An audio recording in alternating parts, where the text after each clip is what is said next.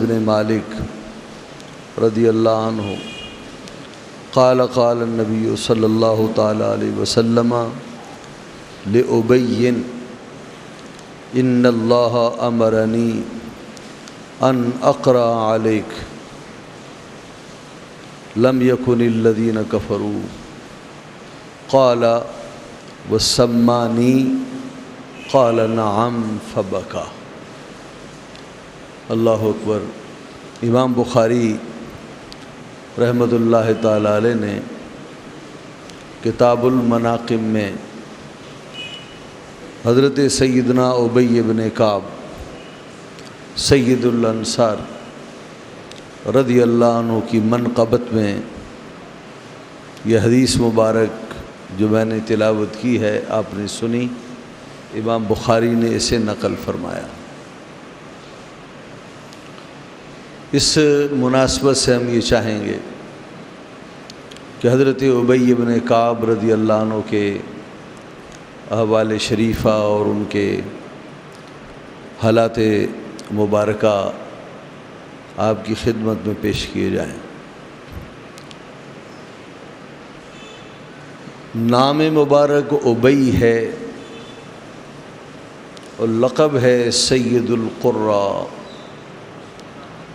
اور سید الانصار، اور کنیتیں بھی دو ہیں، ابو المنذر اور ابو الطفیل۔ ابو المنذر کی کنیت حضور پر نور سید عالم صلی اللہ علیہ وسلم کی عطا کردہ ہے، اور ابو الطفیل کی کنیت حضرت عمر نے عطا کی ہے۔ ان کے بیٹے کا نام طفیل تھا، اس مناسبت سے حضرت عمر کبھی کبھار انہیں ابو الطفیل بھی کہا کرتے تھے۔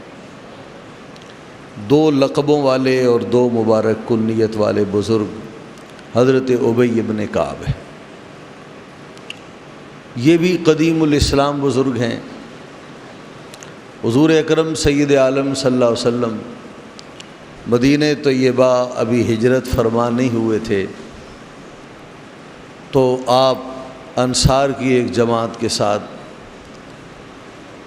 آپ حاضر ہوئے، آپ نے بیعت کی، جسے تاریخ اسلام میں بیعت عقبہ ثانیہ کہا جاتا ہے۔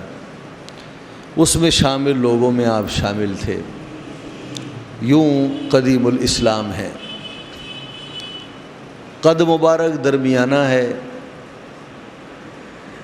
بدن کے دبلے ہیں، گورے چٹے اور سرخ رنگ والے ہیں، بہت ہی حسین و جمیل اور بڑے غیور اور بے نیاز شخصیت کے مالک تھے۔ تمام غزوات میں شامل رہے، اور غزوہ بدر سے لے کر جتنے غزوات اسلام میں برپا ہوئے ان تمام میں انہوں نے شمولیت کی۔ حضرت ابی بن کعب رضی اللہ عنہ کی زندگی میں بہت نمایاں جو پہلو ہے وہ قرآن کی خدمت کا ہے، قرآن حدیث اور فقہ کی خدمت، آپ کہہ سکتے ہیں دین کے علم کی خدمت۔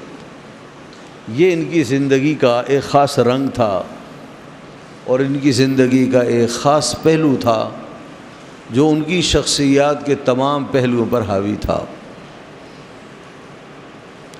حضور صلی اللہ علیہ وسلم کے عہد مبارک میں انہیں کبھی کوئی خاص منصب نہیں ملا، اور بعد میں خلفائے راشدین کے ادوار میں بھی انہیں کوئی خاص منصب گورنری وغیرہ نہیں ملی۔ ایک موقع پر حضرت عمر سے انہوں نے کہا تھا، کیا وجہ ہے کہ آپ بہت سے لوگوں کو بہت سے علاقوں کا گورنر بنا کر بھیج دیتے ہیں، لیکن آپ نے مجھے کسی علاقے کا گورنر بنا کر نہیں بھیجا؟ تو حضرت عمر رضی اللہ عنہ نے فرمایا، جس کا مفہوم یہ تھا، گورنری کے کام بہت لوگ کر سکتے ہیں، لیکن جو آپ کام کر رہے ہیں یہ کام ہر کوئی نہیں کر سکتا۔ میں یہ چاہتا ہوں آپ کی دین کے ساتھ آپ کی دنیا کو میں خلط ملط نہ کروں۔ تو حضرت ابی بن کعب ان کے جواب سے بہت خوش ہوئے۔ ان کی سعادت مندی یہ تھی کہ انہوں نے پورے کا پورا قرآن حضور پر نور سید عالم صلی اللہ علیہ وسلم کے منہ مبارک سے سنا، اور آقا اور مولا صلی اللہ علیہ وسلم نے انہیں کئی طریقوں سے پڑھایا۔ کئی قراتیں ہیں نا قرآن پاک کی، کئی طرق سے آپ نے پڑھایا، کئی طریق سے پڑھایا، کئی قبائل کی زبان کے تناظر میں آپ نے ان کو پڑھایا، اور پورے کا پورا قرآن حضور صلی اللہ علیہ وسلم کی زبان مبارک سے سنا۔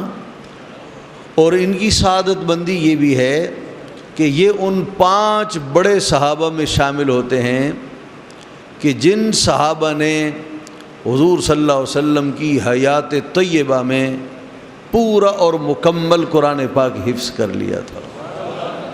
صحابہ کرام میں سینکڑوں ہزاروں حافظ تھے، لیکن 5 صرف وہ حافظ ہیں جنہوں نے عہد نبوت میں قرآن پاک مکمل حفظ کیا۔ کسی نے 20 پارے کیے، کسی نے 25 کیے، میں ایک اندازہ بتا رہا ہوں، اور حضور کے وصال کے بعد جو حفظ سے رہ گیا تھا وہ انہوں نے حفظ کر لیا۔ لیکن یہ ان 5 بزرگوں میں شامل ہیں ابی بن کعب رضی اللہ عنہ کہ حضور پر نور سید عالم صلی اللہ علیہ وسلم کی حیات طیبہ میں انہوں نے مکمل قرآن حفظ کر لیا تھا۔ حضرت ابی بن کعب رضی اللہ عنہ یہ بھی ان کی سعادتوں میں شامل ہے کہ جب آقا اور مولا صلی اللہ علیہ وسلم مدینہ طیبہ میں تشریف لائے تو سب سے پہلا کاتب جو حضور کو دستیاب ہوا، کاتب وحی حضرت ابی بن کعب ہیں۔ سب سے پہلے کاتب، 5 حفاظ قرآن میں شامل، اور پورے کی پوری قرات اور سارے کا سارا قرآن حضور صلی اللہ تعالیٰ علیہ وسلم کی منہ مبارک دہن کریم سے انہوں نے حاصل کیا۔ حضرت ابی بن کعب رضی اللہ عنہ کی ایک خاص بات یہ بھی ہے کہ وہ مسلمان بعد میں ہوئے، اور اس سے پہلے مدینہ طیبہ میں چونکہ یہود کی ایک بڑی آبادی تھی، اور انصار کے جو قبائل ہیں ان کا تعلق قبیلہ خزرج سے، تو اوس و خزرج کے لوگ ان کے آئے دن واسطے پڑھتے تھے یہودیوں سے، تو آپ عالم تورات بھی تھے اور عالم انجیل بھی تھے۔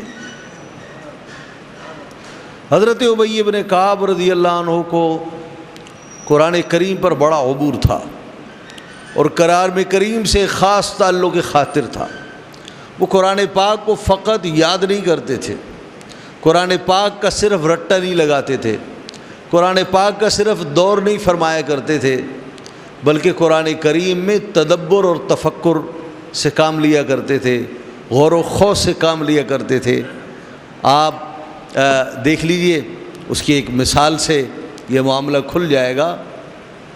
کوئی بڑا آدمی کسی بچے سے امتحان لے اور اسے کچھ آتا بھی ہو تو روب کے مارے وہ زبان نہیں کھول پاتا۔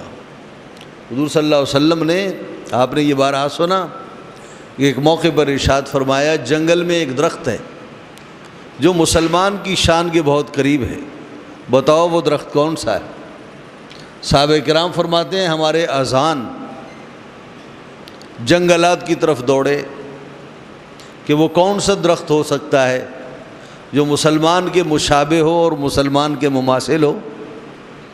حضرت عبداللہ بن عمر فرماتے ہیں میرے دل میں خیال آیا کہ میں بتا دوں کہ وہ کون سا درخت ہے،